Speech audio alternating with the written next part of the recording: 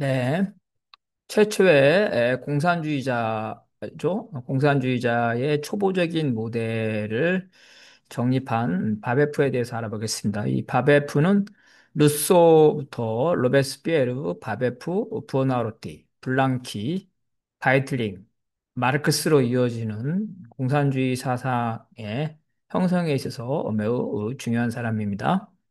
바베프의 아버지는 세금 행정을 담당하는 임시적인 하위직 공무원이었습니다. 중간층이라고 볼 수 있겠죠? 그 아버지는 프랑스인이었지만 이제 오스트리아 군대에 들어가서 소령으로 근무하다가 26세죠. 26세에 전투 중에 탈영을 했습니다. 바베프 아버지는 탈영한 이후에 17년 동안 여기저기 돌아다녔죠. 정착을 못하다가 탈영에 대한 사면을 받고 자신의 고향인 프랑스 북부의 생깡땡으로 돌아옵니다. 그의 아버지는 이제 교사 등 여러 임시직을 전전했기 때문에 바베프는 이제 가난한 어린 시절을 보냈습니다. 바베프의 형제 자매는 원래 13명이었다고 합니다. 하지만 4명만 남기고 다 죽었고 그래서 그는 장남이 됐습니다. 당연히 이제 그는 가난했기 때문에 정규 교육을 받지 못하고 아버지로부터 가정 교육을 받았는데 아, 독일어와 라틴어 학습도 받았다고 합니다. 아버지의 가정 교육이 매우 어렵기 때문에 이 글씨를 아름답게 쓰는 서예죠. 이 서예 솜씨가 꽤 있었다고 합니다.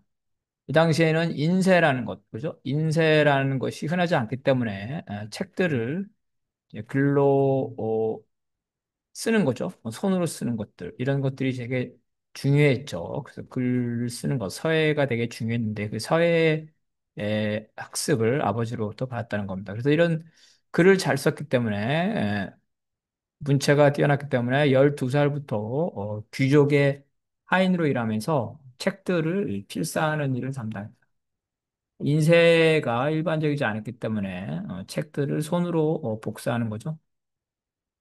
16살까지는 고향에서 운하를 건설하는 노동자로 일하기도 했습니다.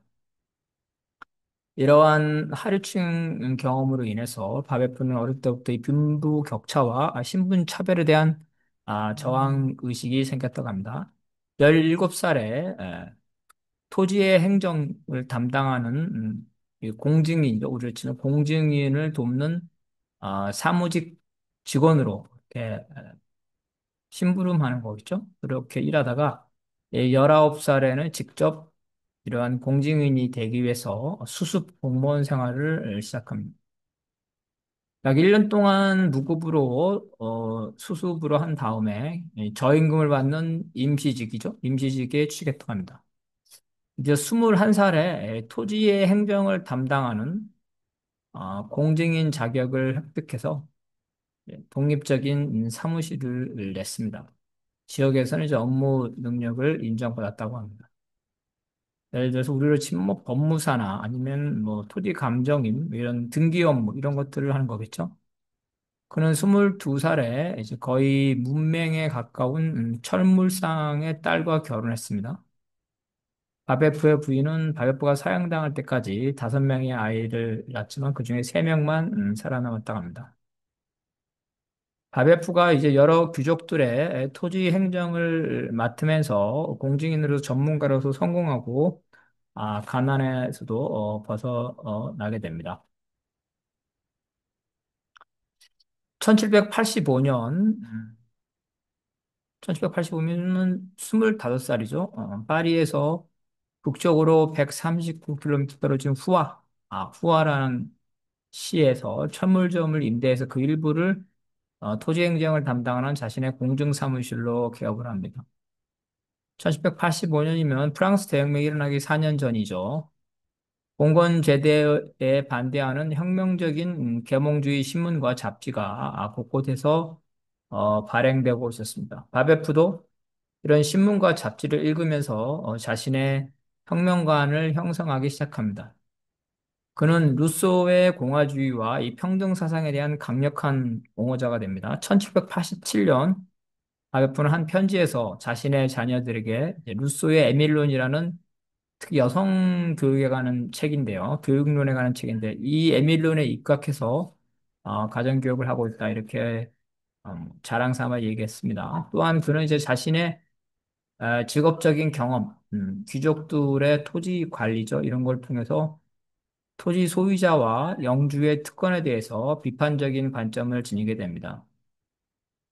그래서 그는 이 무렵 25살부터 지역의 정치 클럽에 참여하기 시작했고, 파리에서 북쪽으로 182km 떨어진 아, 파드갈레주, 우리라면 도입니다. 도, 경상도, 전라도처럼 도의 수도인 아라스시 아카데미에 에, 회원으로 가입하기 위해서 아카데미가 공모하는 학술제에 몇 년간 응모를 합니다.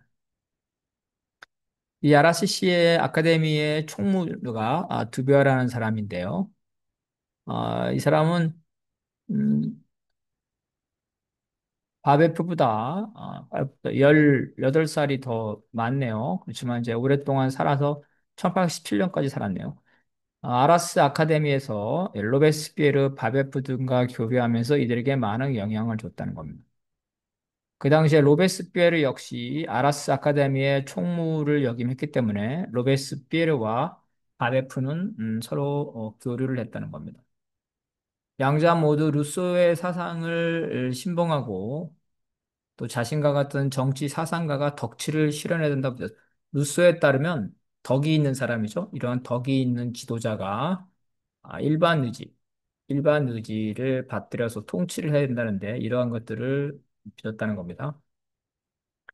두배아는 바베프의 아카데미 가입을 위해서 학술적인 도움을 제공했고, 두배아는 이제 볼테르, 디드로, 루소의 사상을 널리 알렸고, 바베프에게 이런 서적이라든가 이런 것들을 제공했답니다. 특히 이 두배아는 프랑스 혁명 시기에 아라스의 시장이 됐다고 합니다. 그래서 바베프는 이즈음에 그러니까 25살부터 28살 프랑스 대혁명이 일어나기 한 3, 4년 전까지 듀부아로부터 다양한 서적을 소개받거나 서적에 대한 요약집을 얻으면서 프랑스 혁명에 영향을 미친 공산주의적 사상을 접하기 시작합니다. 그중에 꼴리룡이라는 사람의 팜플렛이 있었는데 이것은 단순히 사회를 개혁하는 것이 아니라 봉건제와 사유재산제를 근본적으로 변화시키는 초기의 공산주의 사상을 담고 있었습니다. 드비아가 요약해서 바베프에게 제공한 이러한 꼴리뇽의 책의 내용을 보면 프랑스의 도시와 마을 농장들을 모두 50년 안에 새로운 사회로 재탄생시켜야 한다. 일종의 공산주의 사회인데 먼저 33만 개의 농장 공동체죠. 그리고 16,000개의 마을, 그다음에 1,000개의 도시, 100개의 전문적인 대학을 건설을 해야 된다고 주장했습니다. 모든 재산은 공동으로 관리하고 행정도 역시 공동으로 결정돼야 된다. 그래서 공산주의적인 공동체를 주장했다는 겁니다. 모든 구성원들은 평등하고 투표권이 있으며 이 당시에는 아직 노동자나 농민에게 투표권이 없었는데 모든 구성원에게 투표권을 주고 루소와 사상과 똑같죠. 평등한 의식 주를 제공하고 난방, 등불 이런 소비재도 평등하게 배급제를 주장했다는 겁니다. 4살부터 20살까지 모든 구성원은 무료로 공동교육을 받아야 되고 신혼부부는 집과 가구 그리고 필요한 일체 물품을 제공받아야 된다. 무상의료, 무상교육, 무상주거 이런 것을 말하는 거겠죠. 그래서 바베프의 공산주의 사상은 바로 이 즈음에 이제 25살에서 28살 사이에 형성되기 시작합니다. 바베프가 26살에 영주의 토지 재산권과 공토 사상에 대한 언급이라는 팜플렛을 직접 발행합니다. 그 다음에 27살에는 바베프는 자신이 관리하던 토지의 소유주들과 금전적인 소송에 휘말리기 시작했고, 이런 송사 때문에 바베프의 직업이죠. 토지 행정 사업이 거의 파산에 이르게 됩니다. 결국은 바베프는 생업보다는 점점 사회혁명, 공산주의 사상에 관심을 가지게 되면서 파리를 오가가면서 바로 급진적인 공화주의적 인사들과 교류를 하기 시작합니다. 1787년 바베프에는 편지에서 봉건제 법률은 폭력적인 정복에 저하여 발생한 이 계급 구분이죠. 신분이죠. 신분차별. 이거를 영속하고 있다. 이러한 봉건제 법률은 지배계급의 지위가 피지배계급에 의해 도전받지 않도록 하기 위해서, 즉 법률이 이 지배계급의 도구라는 거죠. 지배수단. 마르크스의 입장과 똑같죠. 또한 그는 사회에 유용한 직업이죠. 이 사회에 유용한 직업 모두 규천 없이 평등하게 존중돼야 된다. 즉 신분차별을 철폐해야 된다. 그리고 태어날 때부터 빈부가 결정되는 사회 구조를 완전히 바꿔야 된다. 태어날 때는 평등하게 태어나야 된다.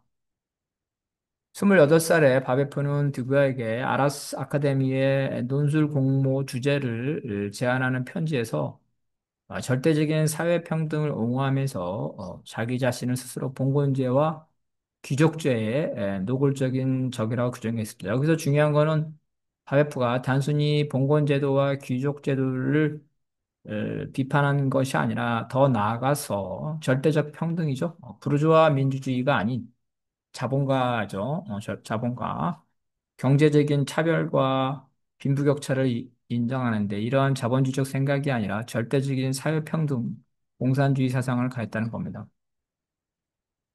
아베프는 생존권이 가장 근본적인 자연권이라는 루소의 사상을 받아들여서 생존권은 재산권보다 더 우월하다. 어떠한 권리보다 생존권이 우월하다고 봤답니다. 오늘로 치면 사회적 기본권이 되겠죠. 그래서 그는 프랑스 대혁명 직전에 이미 단순히 이 분배를 강조하는 그러한 초보적인 공산주의, 분배를 강조한다면 사회민주주의 뭐 이런 거겠죠.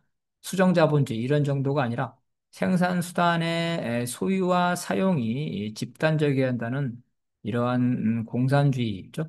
공산주의를 주장했다는 겁니다. 바베프는 당시 공산주의 공동체에 관한 문헌을 접한 후 자신의 공산주의 공동체에 대해서 직접 언급했습니다. 그에 따르면 20명에서 50명에 이르는 이 공동체가 같이 노동하고 일정 부분을 여유로 비축하고 나머지는 평등하게 나눠간다. 이건 마르크스가 주장한 거랑 똑같죠. 고타학령에서 나온 거랑 공동 생산하고 그죠? 공동으로 분배하고 여유분을 비축하고 이러한 집단 노동이 그 당시의 기술 발전과 결합하면 공동체는 자신의 필요를 충족하고 또 남을 만큼 생산할 수 있다. 이미 바베프의 그 시절에 이 생산력을 했을 때 이미 공산주의 사회가 실현될 수 있다. 이렇게 얘기했다는 거죠. 오늘날 마찬가지죠. 한국이 지금 3만 5천 달러인데 이걸 평등하게 나눠간다면 공산주의 사회를 만들고도 납니다. 또한 바베프는 덕이 있는 지도자가 인민의 일반 의지를 집행한다는 루소의 덕치 사상을 신봉했다. 로베스피에로도 같은 사상을 가지고 있죠. 그는 이 시기에 자신을 재산 축적 등 개인적인 욕심을 내세우지 않는 사람, 그리고 인민의 복지를 실현하는 덕을 가진 인물, 즉 덕치의 정치인, 즉 공산주의자로 루소의 사상을 이어받은 공산주의자로 자기 자신을 규정을 했다는 겁니다. 그래서 이러한 바베프가 프랑스 혁명 직전까지 이 고향에서 결국은 혁명 활동에 종사하는데 그런 부분을 보겠습니다. 1789년 3월 프랑스 대혁명이 일어나기 2달 전이죠. 바베프는 봉건 잔재를 폐지하려는 후아 주민들의 청원운동에 다시 앞장을 씁니다. 그전에도 몇 차례 청원운동을 같이 했는데 이번은 청원운동을 주도한다는 거죠. 그래서 프랑스 대혁명이 일어나기 직전에 그는 파리와 후아를 왕래하면서 급진적인 공화주의 운동을 하는 정치인들과 교류를 합니다. 그는 프랑스 대혁명이 발생한 이후 2달 지나죠. 1789년 7월부터 10월까지 파리에 있으면서 자신이 목격한 프랑스 대혁명에 대해서 찬양을 합니다. 9월부터는 런던에서 발행하는 유럽의 우편이라는 잡지에 특파원을 하면서 봉건제 특권 폐지를 주장하는 기고를 본격적으로 합니다. 그래서 봉건 폐지를 위한 선전 활동이죠. YF가 봉건제에 반대하고 공산주의를 주장하는 선전 선동 활동을 많이 했는데 그것을 본격화한다는 겁니다. 그 다음에 1790년 프랑스 대혁명이 일어난 그 다음에죠. 후하에서 봉건 잔재와 소금세에 반대하고 단일한 누진세를 도입하자는 팜플렛을出판합니다. 이 누진세죠, 누진세. 누진세는 부자에게 세금을 더 많이 걷고 가난한 사람에게는 세금을 덜 걷자는 이러한 제- 제도입니다. 또한 그는 간접세를 폐지하려는 청원운동, 그리고 주민들의 집회를 주도했습니다. 간접세는 소득에 상관없이 일정 금액을 떼는 거기 때문에 가난한 사람들한테 불리하죠. 소득과 재산에 대해서 직접적인 세금을 물어야 된다. 그래서 간접세를 폐지하자. 시의회에서 연설을 하면서 정치적 인물로 부상했습니다. 결국은 그는 반란 선동 혐의로 5월에 체포돼 파리로 압송이 됩니다. 하지만 그는 혁명정부의 장볼 마라죠. 혁명정부의 실력자의 어떤 중재로 인해서 선동행위를 중단한다는 조건을 받아들이고 7월에 가석방합니다. 그는 파리에서 후아로 돌아와서 10월에는 정치 저널을 자기가 직접 창간했고 이 저널은 어, 약 45까지 수개월 동안 발행이 됩니다. IF는 이 저널을 통해서 사회적 지위에 따라 가중치를 두는 차등선거죠. 이 선거를 그 당시에는 종교귀족, 세습귀족, 제3신분이 있었는데 종교귀족이나 세습귀족에게 더 유리한 선거제도인데 이러한 불평등한 선거제도를 반대했다는 겁니다. 주민들의 청원운동을 계속 옹호했습니다. 그는 이러한 정치적 활동으로 1790년 11월에 드디어 후아에서 시의원으로 선출됐습니다. 하지만 반대파가 이러한 파리에서 가석방 됐을 때 정치 행위를 하지 않는다는 그러한 조건을 위반했다고 고소를 함으로써 결국은 시의원에서 제명이 됩니다. 하지만 후아시의 행정 당국은 이 반대파의 저항에도 불구하고 바베프를 그 시의 유권자들을 위한 단체죠. 선거인단. 이 선거인단의 의장으로 임명을 합니다. 나아가서 1791년 3월에 후아시의 행정당국에 의해서 시의 토지 행정을 감독하는 위원으로 임명됩니다. 더웨프는 그래서 이제 국유 토지와 임야에 대한 인민들의 사용 권한을 보호하고 인민들에게 불리한 조세제도를 개혁하는 이러한 운동을 주도를 합니다. 1791년 4월 바베프는 시청사 앞에서 주민들의 집회를 주도하고 연설하다가 다시 선동 혐의로 체포됩니다. 하지만 그는 재판에서 증거 불충분으로 인정돼 8일 만에 석방이 됩니다. 이 시기 바베프는 이미 자신의 고향이죠. 이런 그 후아시에서 자신을 평민의 옹호자로 스스로 자임을 하게 됩니다. 바에프는 1791년 7월에 출판한 팜플릿에서 봉건 재산이 수탈과 폭력의 산물이라고 마크스 마찬가지죠. 재산은 이 지배계급이 이 피지배계급에 빼앗은 것을 축적한 건데 바베프도 역시 이 봉건 재산이죠. 귀족들의 재산은 민중들을 수탈하고 폭력으로 빼앗은 결과물이다. 파리의 혁명 정부가 이 당시에 입헌 군주제를 추진했는데 이에 반대하면서 공개적으로 공화국 건설을 주장합니다. 1791년 9월에 혁명정부의 대사면령에 따라 바베프도 시민권을 회복을 합니다. 그래서 1792년 9월에 후아시를 포괄하고 있는 광역자치단체 도죠, 쏨이라는 도의 지방의원 36명 중 한 명으로 선출됩니다. 그는 377표를 얻은 TL 다음으로 225표, 즉 2위를 얻었습니다. 원래 1위가 되면 의장에 당선되는데 2위로 의장에 당선되지 못합니다. 그는 솜도의 군사 문제를 다루는 상임위원회 위원으로 선출됐으며 이를 계기로 군인들과 교류하면서 바로 이제 무장이죠, 무장, 음, 쿠데타, 무장봉기 이러한 부분에 대한 지식들을 얻게 됩니다. IMF는 솜도의 상업과 농업, 공유재산, 공공지형 등 경제와 복지에 관한 거죠. 이걸 담당하는 집행부에서 일하게 되고, 다시 또 범죄와 재판을 다루는 위원회 부장이 됩니다. 솜도 이런 광역의회에서 중요한 위치에 있는 거죠. 그는 솜도의 몽디디에 구역에서 주민들의 복지를 위해서 경제와 국위주의 행정을 담당하는 업무를 했습니다. 근데 그 업무 중에 국위주의의 양도 증서를 변조했다는 혐의로 직무정지를 당하고 결국은 수배를 받습니다. 그는 처벌을 피해서 1793년 2월이죠. 파리로 피신합니다. 솜도의 법원은 8월에 걸석 재판을 통해서 바베프에게 20년을 선고를 하게 됩니다. 여기까지가 이제 바베프가 파리로 가서 중앙의 혁명 사업을 하기 직전까지 고향에서 혁명할 때면 1793년이면 이미 이 왕이 죽고 입헌 군주제에서 바로 이제 공화제로 되면서 로베스피에로와 같은 급진파들이 이 권력을 잡는 이러한 시기에 바베프가 파리로 가게 되는 것입니다.